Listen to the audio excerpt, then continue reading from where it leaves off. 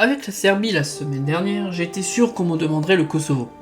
Le Kosovo est un pays très récent et il n'existe même pas encore pour certains. Pour ceux qui sont assez âgés pour avoir connu la guerre de Yougoslavie, vous voyez très bien ce que je veux dire. Pour situer le Kosovo dans le temps, on peut remonter au XVIIe siècle. À cette époque, la région est encore majoritairement peuplée de Serbes orthodoxes, sous domination ottomane. Mais une forte minorité albanaise, majoritairement musulmane, y vit également, et son influence tend à s'accroître avec le temps. En 1690, lors d'une exode massive des Serbes, les Albanais deviennent alors les plus nombreux dans la région, marquant symboliquement la naissance culturelle du Kosovo.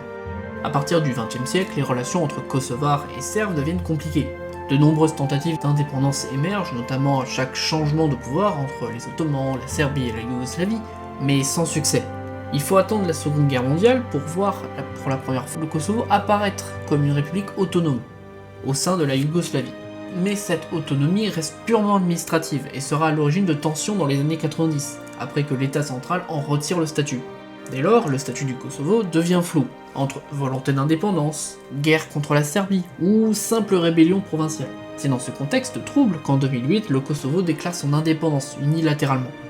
Celle-ci est aujourd'hui reconnue par 89 pays sur les 193 de l'ONU.